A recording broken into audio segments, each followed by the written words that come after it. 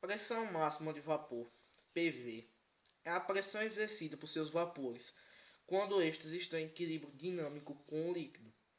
Pode-se dizer também que é a pressão exercida pelas moléculas do solvente líquido contra a sua superfície para passar para o estado de vapor. Quanto maior a PV, mais volátil é o líquido, ou seja, quanto mais pressão o líquido faz contra a superfície, mais este líquido passará para o estado de vapor, evaporando mais rápido.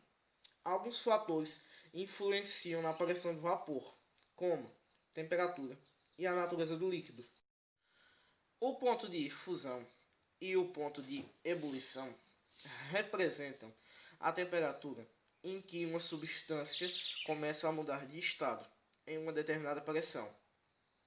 O ponto de fusão representa o ponto da temperatura em que uma substância começa a mudar de seu estado sólido para seu estado líquido. Já o ponto de ebulição representa o ponto da temperatura em que essa substância muda de seu estado líquido para seu estado gasoso. Vamos dar dois exemplos.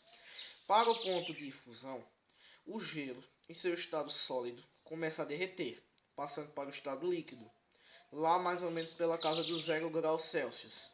Ou seja, o ponto de fusão do gelo e da água está lá mais ou menos pela casa dos 0 graus Celsius. Já para o ponto de ebulição, a água, em seu estado líquido, começa a evaporar. Ou seja, a temperatura, logicamente, vai começar a aumentar. Lá mais ou menos pela casa dos 100 graus Celsius. Ou seja, o ponto de ebulição da água está lá mais ou menos pela casa dos 100 graus Celsius.